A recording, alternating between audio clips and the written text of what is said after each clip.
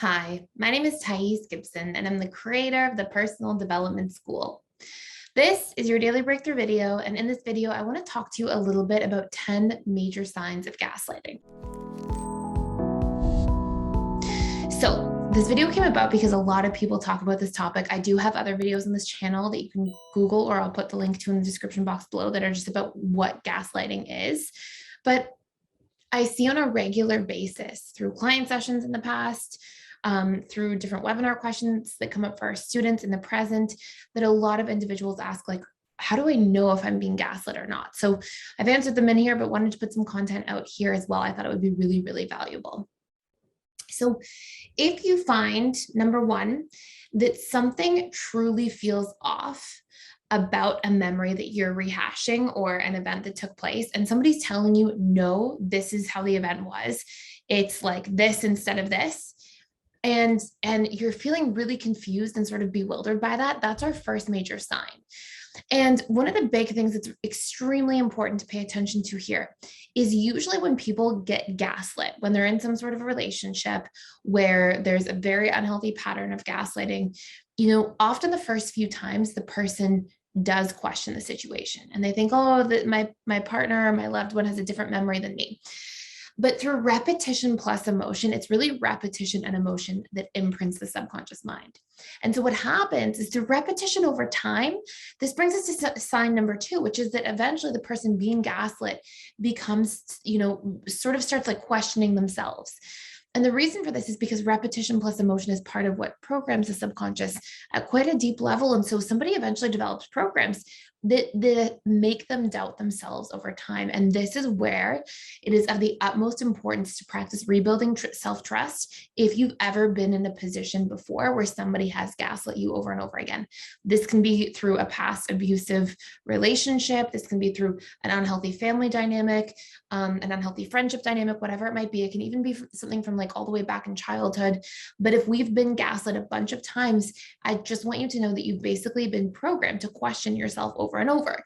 And if we weren't doing anything to equilibrate those programs or reprogram these things as they were taking place, it will create a lot of self-doubt and problems with self-trust at a subconscious level. Now, before I go into sign number three, if you want to do a deeper dive into rebuilding self-trust, you can check it out for free for 7 days.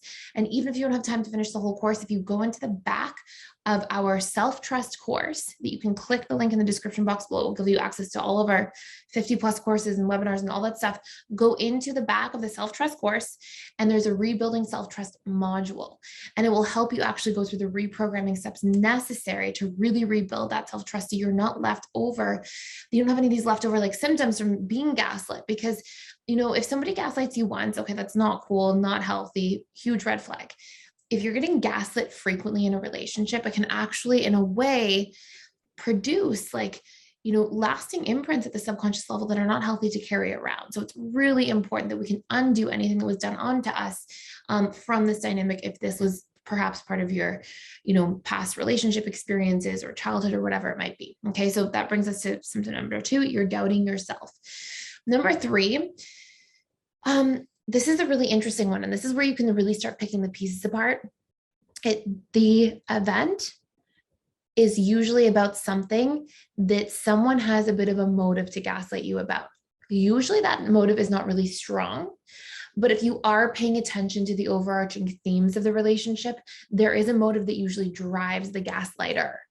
So what I mean by this is, if you find that, for example, you're in a relationship with somebody who really loves power, who's always in a power struggle with you, who always wants to be right, who has a hard time apologizing and taking accountability, who seems to derive some sense of subconscious satisfaction or even like relief from keeping you small and putting you down a little bit, even covertly, even indirectly, then we have motive, right? We have the context for somebody who either feels insecure enough within themselves to have to gaslight you and feel like that meets a need, or some sort of dynamic where there's motive to win the power struggle in some kind of form, right? Which is also usually driven by like insecurity. But, there's some sort of motive. Or it could be, for example, that this person has a different opinion than you and they don't want to take accountability for their potential for being incorrect or their wrongdoing of an action. And so again, they gaslight you in the situation, and there can be a shirking of accountability, a shirking of having to acknowledge your feelings or apologize, these sorts of things. So in one way or another, either directly related to the situation or indirectly in these overarching themes related to the relationship, the person seems to have some sort of motive to gaslight according to their personality, their patterns, or the situation itself.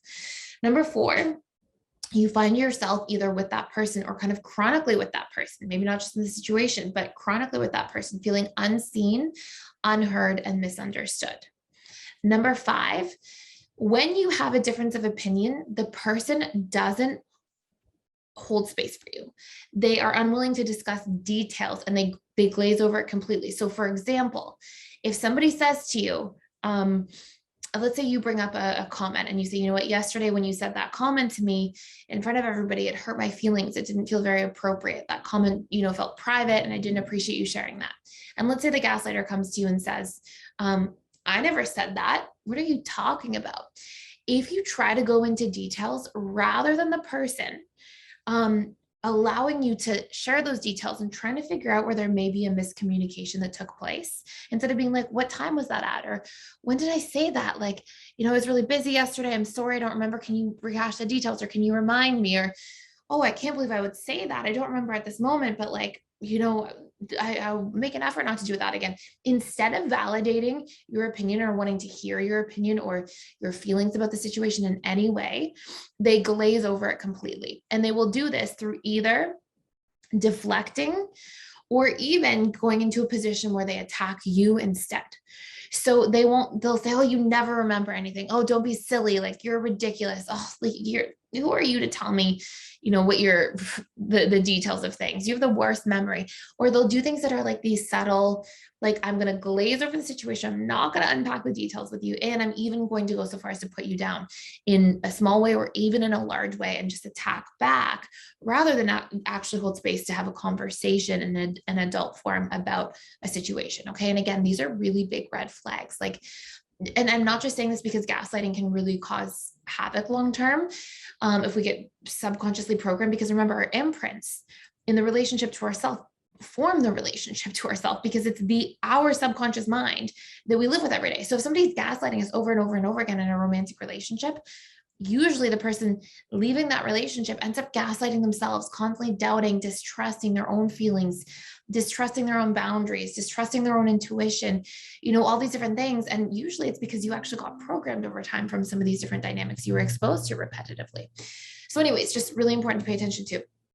But even deeper than that is the fact that when somebody gaslights and isn't willing to hold space to have a conversation, well, what that really means is, like, it's going to be very difficult to actually resolve problems in a relationship, which usually keeps us in the power struggle stage of a relationship long-term. So these are really important things to just pay attention to, not just for the damage that can be done in a relationship dynamic, but also just the lack of ability to really create resolution and feel like there's a productivity or productive manner to the relationship when it comes to conflict resolution. So anyways, another big thing is the person is unwilling to see your side or actively listen. So again, like, they will glaze over, deflect, attack, these sorts of things, but may even just like not want to listen, turn off, shut down, stonewall, tune you out, these sorts of things as well. Another big one that's important in here is that there can tend to be a really strong lack of empathy about your experience of the situation. It's not like, oh, you're being silly, but like, sorry that you're hurt, and I'm sorry if I hurt you in any way, and like, let's talk about it. It's like, which still wouldn't be a good approach, but because there's still the deflecting or pushing it back on you thing, but there's no room for your feelings either. There's no room for your point of view. There's no room for, anything related to having a difference of opinion than the gaslighter themselves. Oftentimes we'll find things like the gaslighter makes a sweeping statement about the situation. So, you always remember things wrong. You never know what you're talking about. Again, these are like just patterns that I've seen over and over and over again with clients, and like when they get gaslit and some of these dynamics that are taking place. Again, the person, we kind of touched on this earlier, but it's number 9, the person attacks you rather than debates the viewpoint. Okay.